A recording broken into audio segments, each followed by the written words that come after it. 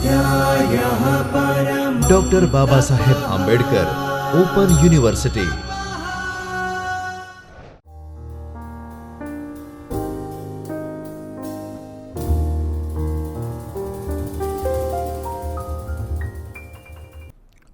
નમસ્કાર વિદ્યાર્થી મિત્રો, ડૉક્ટર બાબા સાહેબ આંબેડકર ઓપન યુનિવર્સિટીના ચૈતન્ય સ્ટુડિયોમાં આપનું સ્વાગત છે.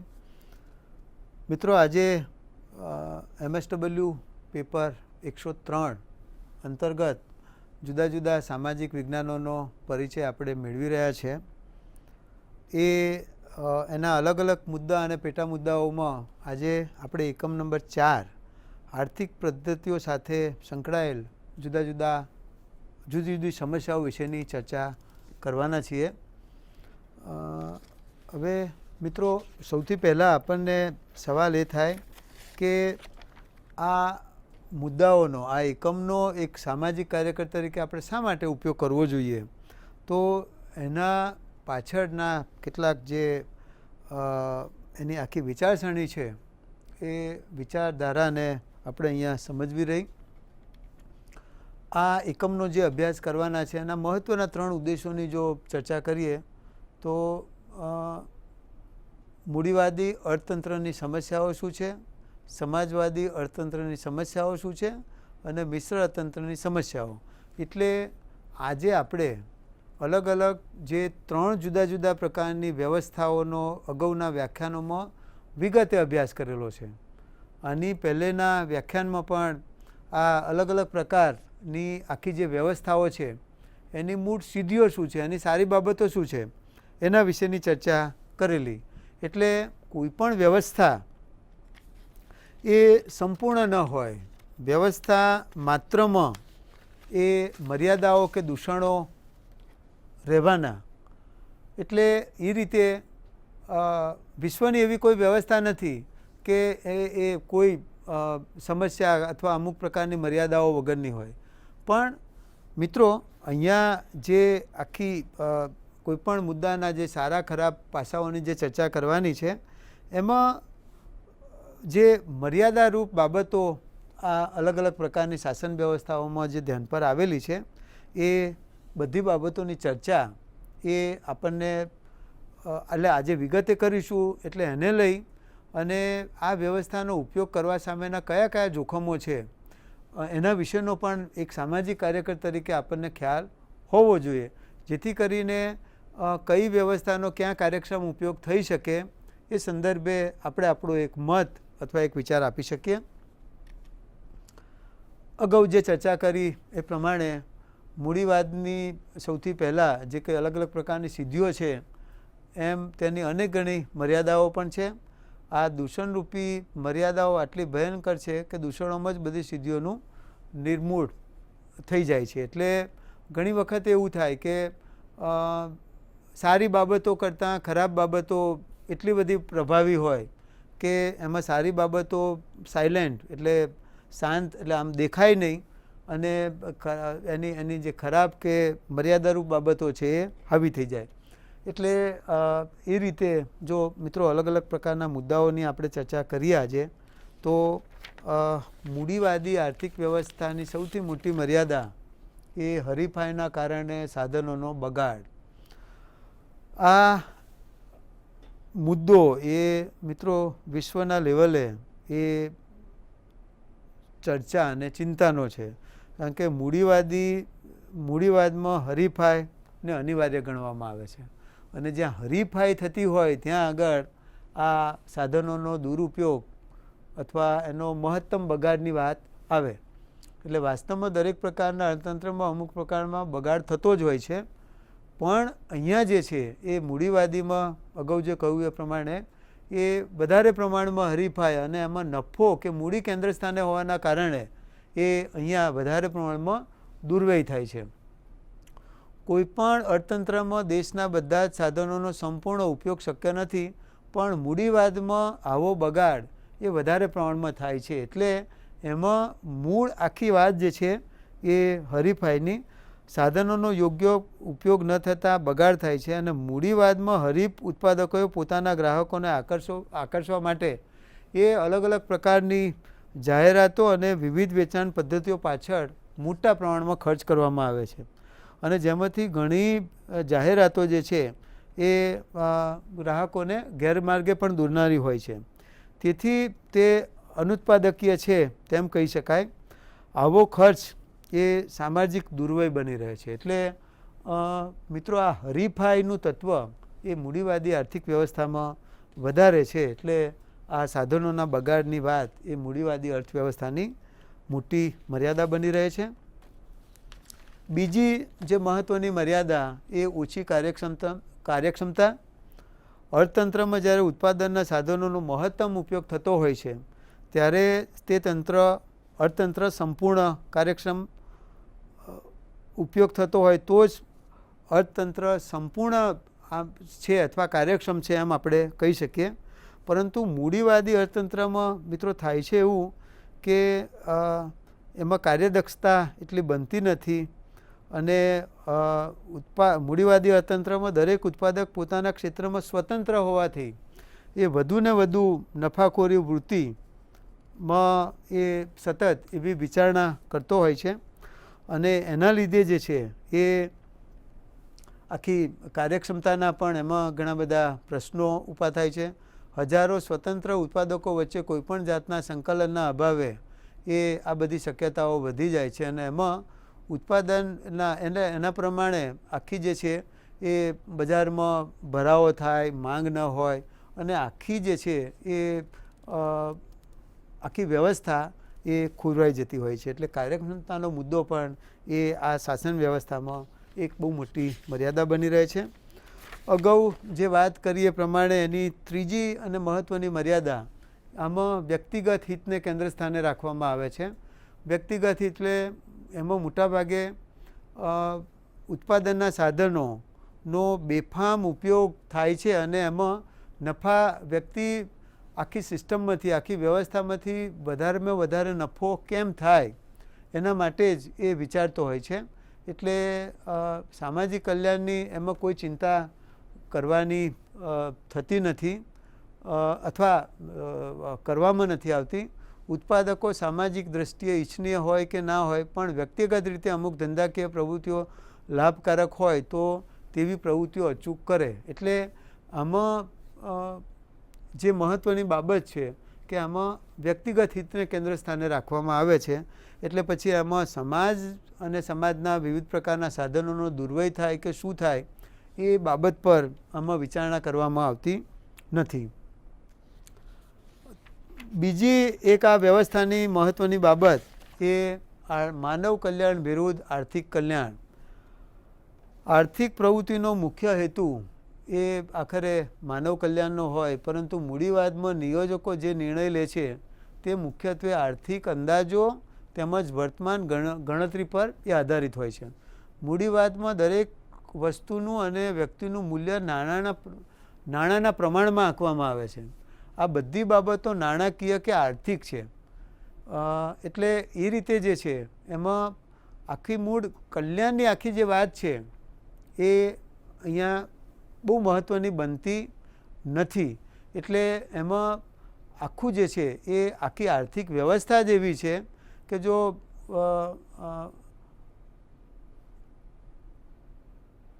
દાખલા તરીકે મોજશોખની વસ્તુઓનું સમાજમાં વધારે એટલે એની જરૂરિયાત હોય તો એ પ્રકારની વસ્તુઓનું વધારે ઉત્પાદન જ એ આ પ્રકારની શાસન વ્યવસ્થામાં થાય.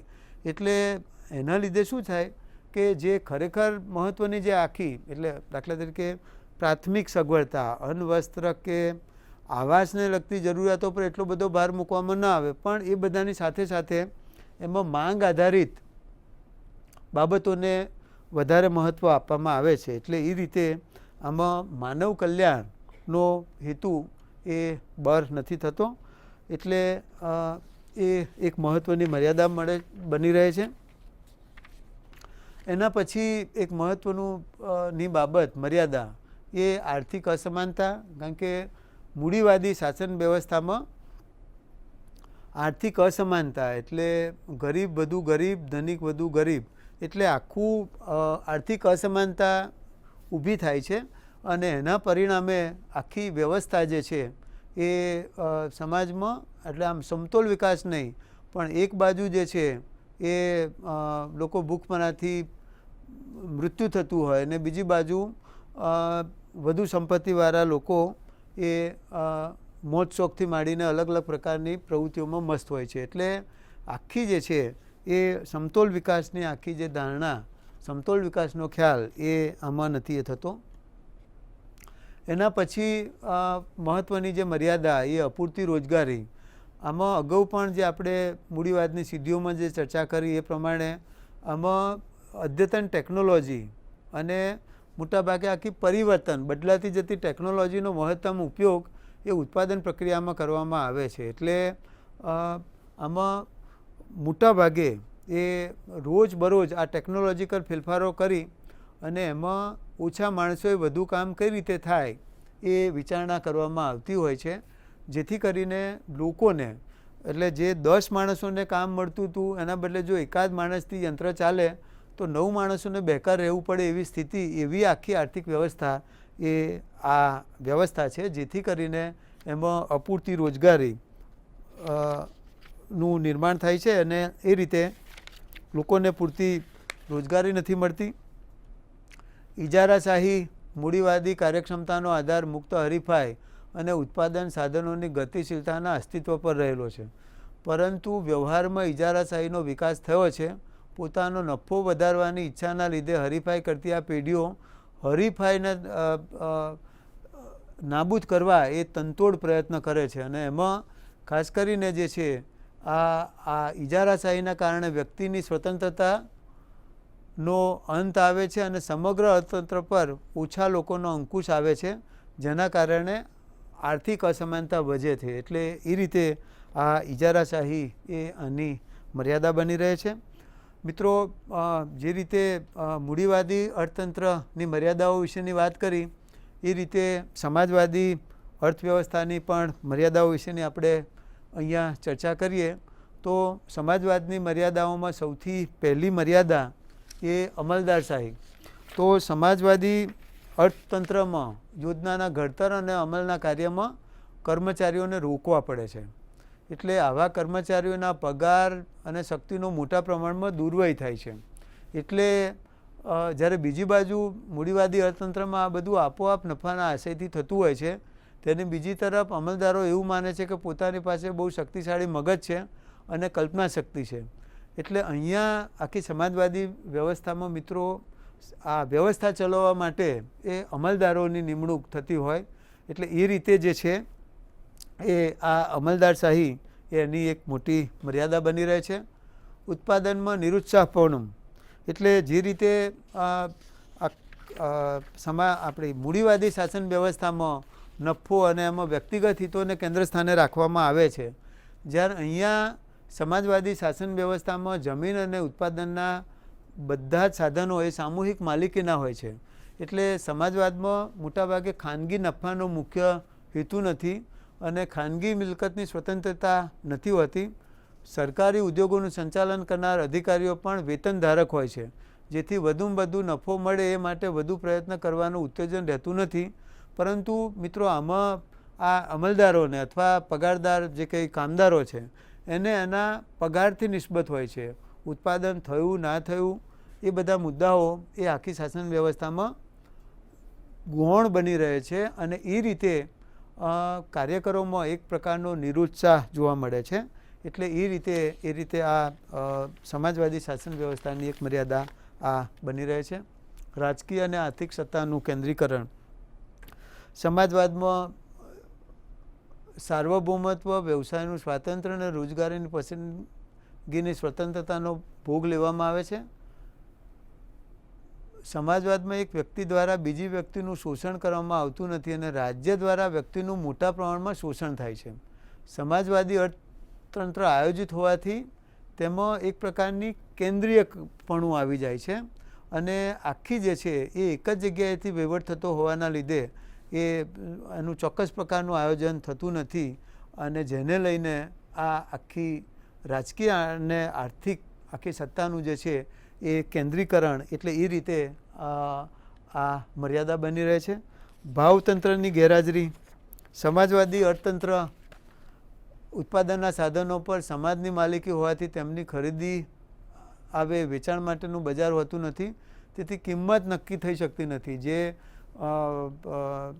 મૂડીવાદી અર્થતંત્રમાં મોહ માગી કિંમત વસૂલાય છે, એટલે અહીંયા ભાવ તાલને અવકાશ નથી. એટલે એ રીતે પણ આખી જે છે એ સિસ્ટમ એ બિનઅસરકારક બની રહે છે. એની મોટી મર્યાદા તરીકે આપણે આને ગણાવી શકીએ.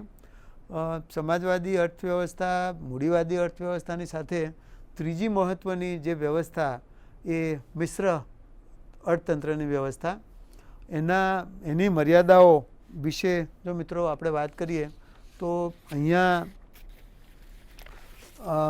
પહેલી મર્યાદા એ આર્થિક સત્તાનું કેન્દ્રીકરણ. એ આમાં મોટાભાગે અલગ અલગ પ્રકારના જે રાષ્ટ્રીયકરણ દ્વારા સર્જાતા જાહેર ક્ષેત્રો રાજ્યને ઇજાસારી પેદા કરે છે. રાષ્ટ્રીયકરણથી આર્થિક સત્તાનું કેન્દ્રીકરણ થાય છે અને એમાં એક પ્રકારની સરમુખત્યારશાહી એ આકાર લે છે અને એમાં મોટા ભાગે એ અમુક પ્રકારની દાખલા તરીકે પેટ્રોલિયમ પેદાશોથી માંડી ખનનથી માંડીને એવી જે કંઈ અલગ અલગ બાબતો છે એમાં સીધો અંકુશ એ રાજ્ય હેઠળ હોય છે. એટલે એ રીતે જે છે આમાં સત્તાનું કેન્દ્રીકરણ થાય છે, જેને લઈને એ બધા મુદ્દાઓની અસર એ આખરે ઉત્પાદન પર પડે છે. ત્રીજું મહત્ત્વનું આનું લક્ષણ એ ઉદ્યોગોના સંચાલનની જવાબદારી વેતનદારી અમલદારોના હાથમાં આવે છે. આવા અમલદારો કોઈ સંચાલન શક્તિ કે તાલીમ પામેલા હોતા નથી. એટલે તેઓ આમ ચોક્કસ પ્રકારની માસ્ટરી કે વિદ્વતા હોય એવું આમાં અમલદારશાહીમાં જોવા મળતું નથી. એટલે એમાં લાગવગ ભ્રષ્ટાચારથી માંડીને બધા મુદ્દાઓ આમાં અસર કરે. એટલે આ પ્રકારની સિસ્ટમ હોવાના લીધે એ એક ચોક્કસ પ્રકારની વિચારસરણી ધરાવનાર માણસ એ આ સિસ્ટમને ચલાવવા માટે જો ન મળે અને એમાં લાગવગ કે ભ્રષ્ટાચારની વાત હોય તો આખરે જે છે એ તંત્રને જે ફાયદો થવો જોઈએ એ ન થાય અને એ રીતે મુશ્કેલી ઊભી થાય. એટલે એ રીતે આ અમલદારશાહી પણ મિશ્ર અર્થતંત્રની મોટી મર્યાદા ગણાવી શકાય. ત્રીજું મહત્ત્વની મર્યાદા જાહેર ક્ષેત્રના એકમોનું સંચાલન. જાહેર ક્ષેત્રના ઉદ્યોગોના સંચાલન અને ભાવનીતિમાં ખાનગી ક્ષેત્રની સરખામણીમાં મોટો તફાવત જોવા મળે છે. ઘણીવાર આવા ઉદ્યોગોનું સંચાલન રાજકીય મતોના આધારે ચૂંટાયેલા મંડળો દ્વારા પણ થાય છે. ચૂંટણીના મતદારોમાં ઉદ્યોગોના કર્મચારીઓનો પણ સમાવેશ થાય છે. એટલે આમાં મૂળ પેલું અગાઉ જે ચર્ચા કરી એ પ્રમાણે ભાવતાલથી માંડીને એવી સ્પેસ ન હોય એટલા માટે એ અમુક પ્રકારની આખી જે છે એ આ વ્યવસ્થા એવી છે કે જેને પરિણામે એનું સંચાલન એ લોકોના હાથમાં અથવા અમુક આખું કેન્દ્રીય બની જાય છે. એટલે આવી સ્થિતિ જે છે એ મોટાભાગે ચોક્કસ પ્રકારનું ઉત્પાદન ન થાય અને એ રીતે જે છે એ આ જાહેર ક્ષેત્રના એકમોનું સંચાલન એ પણ એની એક મોટી મર્યાદા તરીકે આપણે ગણી શકીએ. એના પછી જે મહત્ત્વની જે બાબત હતી એ ઇજારાશાહીના કારણે પણ જે અગાઉ વાત કરી એ પ્રમાણે જાહેર ક્ષેત્રના ઉદ્યોગોમાં નફાનો હેતુ નથી. એટલે જે રીતે મૂડીવાદી શાસન વ્યવસ્થામાં નફો કેન્દ્ર સ્થાને હોય છે, અહીંયા એનાથી વિપરીત સ્થિતિ છે. કાર્યક્ષમતા મૂલવણી ઘણી બધી મુશ્કેલ હોય છે. રાષ્ટ્રીયકરણથી રાજ્યની ઇજારાશાહી અસ્તિત્વમાં આવે છે, જેના પરિણામે જે છે એ આખું એક હરીફાઈમાં ઉતરવું પડતું નથી, જેના કારણે તેને આધુનિક ઉત્પાદન પદ્ધતિઓ અમલમાં મૂકવાની જરૂરિયાત ઊભી નથી થતી. એટલે જે રીતે મૂડીવાદી શાસન વ્યવસ્થામાં અદ્યતન ટેકનોલોજીથી માંડી અને બદલાતી જતી પરિસ્થિતિ પર વધુ ભાર મૂકવામાં આવે છે, જ્યારે અહીંયા એ એક પ્રકારની નિષ્ક્રિયતા આવે છે, જેને લઈને જે છે એ આ ચોક્કસ ઉત્પાદન ન થાય અને એ રીતે જે છે એ અહીંયા મુશ્કેલી પડે. એના પછીની જે મહત્ત્વની બાબત એ મિશ્ર અર્થતંત્રમાં નિર્ણય લેવામાં વિલંબ. કોઈપણ ઉદ્યોગની કાર્યક્ષમતાનો આધાર તેના ત્વરિત નિર્ણયો પર હોય છે. દાખલા તરીકે અમુક પ્રકારના દાખલા મૂડીવાદી શાસન વ્યવસ્થામાં માંગ આધારિત આખો પુરવઠો ઊભો કરવાની વાત હોય છે. બજારમાં જે વસ્તુની જરૂરિયાત હોય એનું જ ઉત્પાદન થાય. અહીંયા સ્થિતિ એવી છે કે અમુક પ્રકારની એવી સ્થિતિ ઊભી થાય કે જેને લઈને ઉત્પાદન કરવું એ સમય યોગ્ય ન હોય, પણ એમાં તાત્કાલિક એ પ્રકારના નિર્ણયો લેવાતા નથી, જેને લઈને જે છે એ મોટી મુશ્કેલી પડે છે. ઉત્પાદન જરૂરી ન હોય અને કરવામાં આવે તો એ રીતે પણ જે છે, એટલે મૂળ ત્વરિત નિર્ણય શક્તિની વાત એ આમાં મિશ્ર અર્થતંત્ર પ્રકારની વ્યવસ્થામાં એ નથી.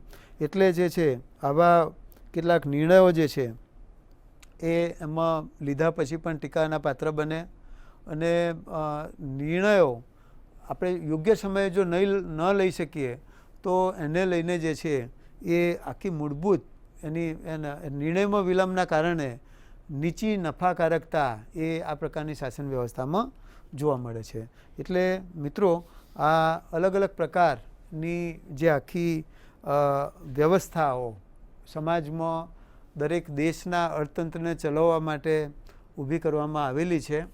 ભારતમાં મિશ્ર અર્થતંત્ર આપણે 1947માં દેશ આપણો આઝાદ થયો, અને એના પછી 1950માં આપણા દેશનો વહીવટ કઈ રીતે કરવો એના માટે રાજ્યનીતિના માર્ગદર્શક સિદ્ધાંતો પણ બનાવવામાં આવ્યા, અને એ રીતે આપણે આ મિશ્ર અર્થતંત્ર એટલે આર્થિક વ્યવસ્થા સ્વીકારેલી, અને એ રીતે લોકશાહી શાસન વ્યવસ્થામાં આ શાસન વ્યવસ્થા અંતર્ગત અત્યારે આપણું અર્થતંત્ર ચાલી રહ્યું છે. એટલે અહીંયા આ અલગ અલગ પ્રકારની શાસન વ્યવસ્થાઓની મર્યાદા શું છે એના વિશેની આપણે ચર્ચા કેટલાક દાખલા અને દલીલો દ્વારા કરી છે. આ એકમના સમાપનના અંતમાં મિત્રો એટલું જ કહી શકાય કે આ સામાજિક કાર્યકર તરીકે જે અલગ અલગ પ્રકારની દરમિયાનગીરી, અને એમાં ખાસ કરીને આર્થિક પાસું, કારણ કે દેશની જે આખી પ્રગતિ છે એનો મહત્ત્વનો આધાર જે છે એ આર્થિક વ્યવસ્થા પર છે. એટલે અલગ અલગ પ્રકારની જે આખી આર્થિક વિચારધારા જે છે એ અહીંયા બહુ જ મહત્ત્વની બની રહે છે. એટલે આ આર્થિક વ્યવસ્થાના સંદર્ભમાં જેટલું સઘન એક કાર્યકરનું નોલેજ હશે, જેટલો ઊંડાણથી એક કાર્યકર દ્વારા અભ્યાસ કરવામાં આવેલો હશે, એટલું એ કોઈપણ પ્રકારની સિસ્ટમને સમજવામાં એ કાર્યકરને ઘણી બધી સરળતા રહેશે. એટલે અહીંયા અલગ અલગ પ્રકારના જે મુદ્દાઓની વાત આવી, એટલે એમાં એક સર્વસ્વીકૃત બાબત મિત્રો એ છે કે કોઈપણ વ્યવસ્થા એ સંપૂર્ણ નથી. એમાં ઘણી બધી સારા પાસાઓની સાથે સાથે એના ખરાબ પાસાઓ પણ રહેલા છે.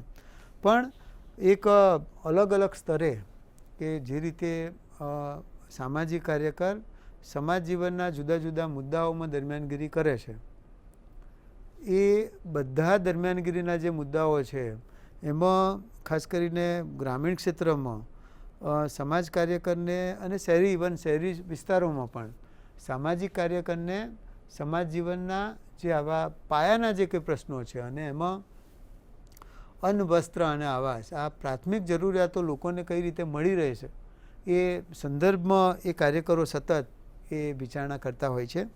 તો મિત્રો, આ આખી શાસન વ્યવસ્થા વિશેની વાત, અને એમાં મુખ્ય જે આખી બાબત છે કે એની મૂળભૂત વિચારસરણી, તો આ ઘણા બધા પ્રશ્નોનું મૂળ એ આર્થિક વ્યવસ્થા હોય છે. એટલે એમાં એવા ઘણા બધા કારણો છે કે દાખલા તરીકે ઉદ્યોગોનું ઉત્પાદન, એટલે અલગ અલગ વિસ્તારમાં ઉદ્યોગો સ્થપાય છે.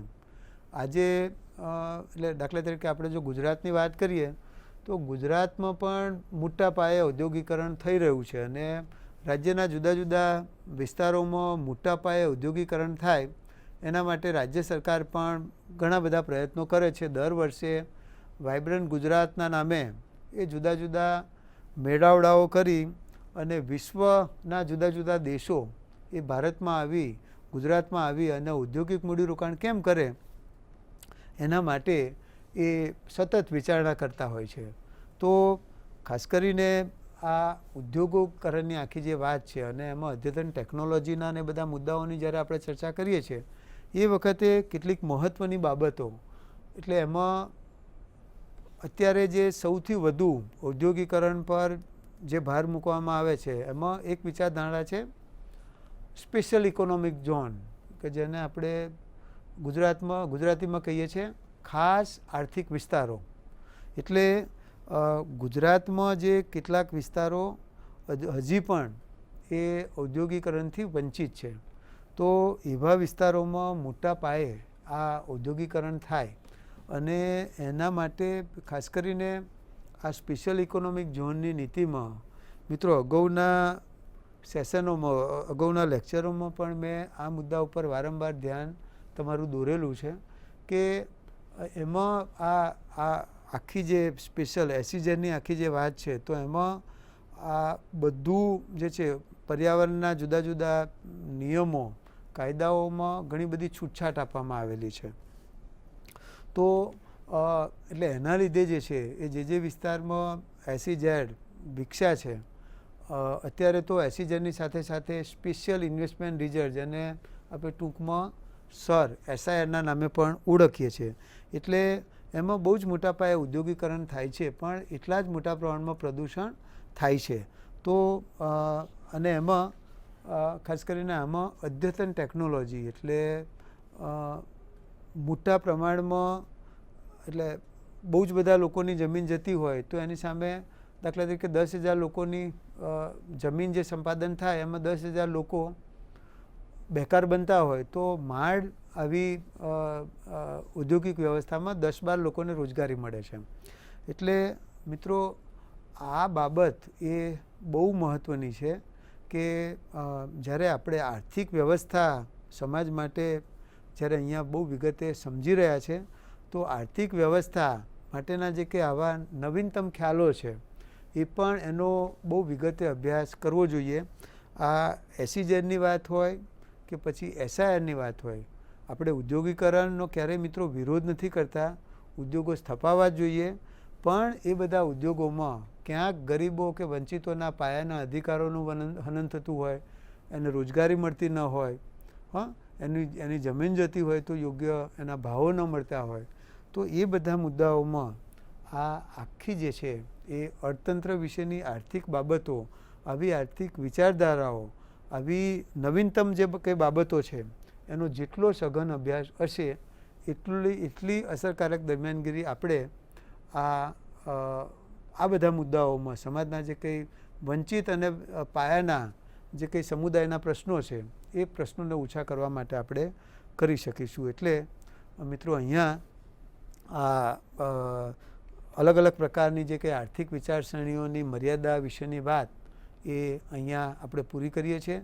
આ બધી જ અહીંયા સમયની મર્યાદાના અભાવે બહુ વિગતે આ બધા મુદ્દાઓ પર આપણે ચર્ચા નથી કરી શકતા, પણ સૌથી મહત્ત્વની બાબત કે આ જેટલા મુદ્દાઓ પર જે વાત કરી છે એનો સઘન અભ્યાસ કરી અને આ મર્યાદાઓને આપણે વધુ સારી રીતે કઈ રીતે સમજી શકીએ અને ખાસ કરીને ફિલ્ડમાં જ્યારે આપણે ક્ષેત્ર કાર્યમાં જઈએ છીએ એ વખતે પણ આ બધી બાબતોને સાથે રાખીને કઈ રીતે ચાલી શકીએ એ સંદર્ભમાં પણ જ્યારે આ બધા મુદ્દાઓની આર્થિક પાસા, આ અર્થશાસ્ત્રની જ્યારે આપણે ચર્ચા કરતા હોય એક વિજ્ઞાન તરીકે, એ વખતે આ બધા મુદ્દાઓની વિચારણા આપણા માટે બહુ જ અગત્યની બની રહે છે. એટલે આ વિશદ બધા મુદ્દાઓની ચર્ચા સાથે અહીંયા મારી વાત પૂરી કરું છું. ધન્યવાદ. સ્વાધ્યાયઃ પરમં